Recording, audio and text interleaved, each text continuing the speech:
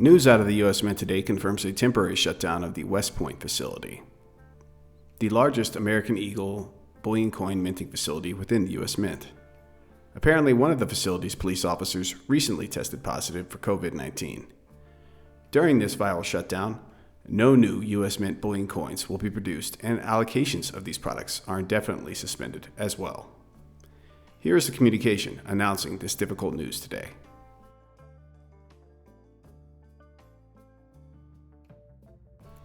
This news from the U.S. Mint today was perhaps only a matter of time to arrive.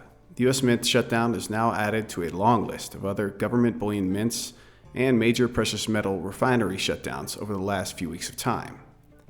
If you're keeping count with us out there, it now appears over half the world's entire gold and silver mining, refining, and minting facilities are shut down due to this ongoing human health threat. This is truly a historic moment when the world wants to buy and own more physical precious metals than perhaps ever before, yet the supply and distribution system set up, as warned, is wholly inadequate currently. Just over 1 year ago, we publicly warned listeners that a 2008 physical bullion shortage and price premium divergence scenario was likely bearing down upon us. Truly, the way it has come about is stranger than any fiction we could have portended at the time. The U.S. Mint's quasi-just-in-time delivery nature, basically its refusal to inventory more than the U.S. Treasury Secretary deems necessary, puts it in a tough position when demand spikes. And of course, the usual problems. Silver Eagle coin planchette supplier constraints have worsened with more and more private silver refiner and silver mint bankruptcies over the past few years. Think of it. Names which once produced bullion are now gone. Names like Northwest Territorial Mint, Ella Metal, Republic Metals. These entities' disappearance from the bullion market, they have real-world effects.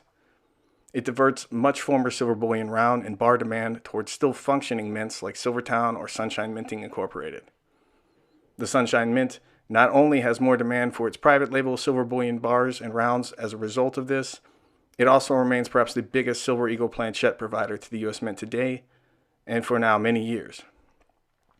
You likely see what I'm getting at. Having worked front lines in this industry in the fall of 2008, I know how silly it is to see an online bullion dealer's website with no products to sell for days, weeks, months, quarters at a time. How about 8-week or more back orders? How about you give us your money now, lock in your price, and you'll get your product in about 2 months' time? We promise. That was then, in 2008. In my belief, it's still likely that we're going to see something like that in the coming decade at some point in time. Probably not this year, nor the next, nor perhaps the one that follows. But I believe the day's coming. Most people's only option will be to stick their cash in a derivative and hope it will not blow back on them. Or pay one of you out there an exorbitant premium on what you might be willing to depart with at the right price point.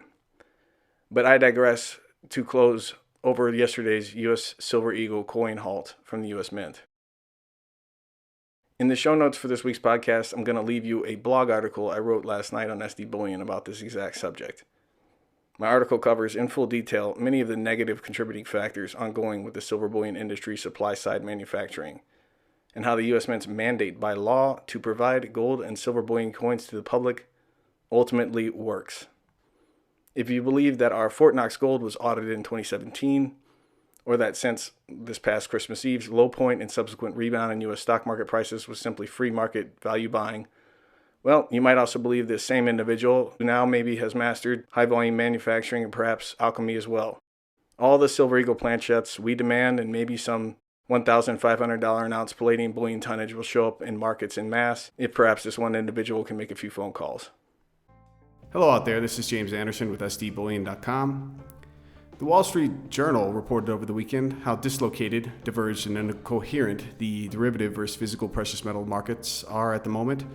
I'll leave a link in the show notes below so you can read it for yourself. It's no surprise now to see the LBMA and COMEX changing their rules and creating new commingled derivative contract settlement specifications to perhaps better cover their overwhelming bullion demand and likely supply shortage ongoing. Neither the LBMA nor the COMEX-derived gold-silver spot prices are showing as much effect as they once did on physical bullion product price premiums. If you can find deliverable bullion within a reasonable time frame, the prices to either buy and or sell them is going to be exorbitantly higher than what these posted silver and gold spot prices are saying. The reason for this is simple. There remains a huge influx of bullion demand, with lacking available bullion supplies to meet such demand. For example, the world's most often bought gold bullion and silver bullion coins, the 1-ounce American Eagle coins, are trading at a ratio of around 80 at the moment using impartial eBay data, which reflects both bullion dealers and individual investor sales. Whereas the ongoing spot prices for these monetary precious metals claims a ratio of around 114 at the moment. As for the U.S. Mint, when it may return is indefinite, but one thing to keep in mind when and if it does are the altered laws on the books regarding what it's deemed sufficient U.S. Mint American Eagle bullion coin production to meet demand. Since the year 2010, it's no longer the public's ongoing demand which determines that number, but mere fiat decree by the acting U.S. Treasury Department head. In other words, the buck stops with current U.S. Treasury head Steve Mnuchin. Perhaps when and if this emergency shutdown resolves itself and the U.S. Mint staff can safely get back to work, we could ask Mr. Mnuchin, if he's still by then holds his position, when and at what production volumes will suffice for the public's American Eagle bullion coin demand. I mean, surely as he and the head of the Federal Reserve arbitrarily choose whom to bail out and whom not to bail out with freshly created trillions of fiat-fed notes out of thin air, maybe too Mr. Mnuchin will perhaps know the answer down to the troy ounce as well. Stay safe out there, everyone. If you enjoyed this content, be sure to give our video a thumbs up. If you're not subscribed to our channel, do that. And finally, be sure to hit the alert button so you don't miss these market updates as they come along. Give us your comments below. Let us know what topics you want to see more coverage on.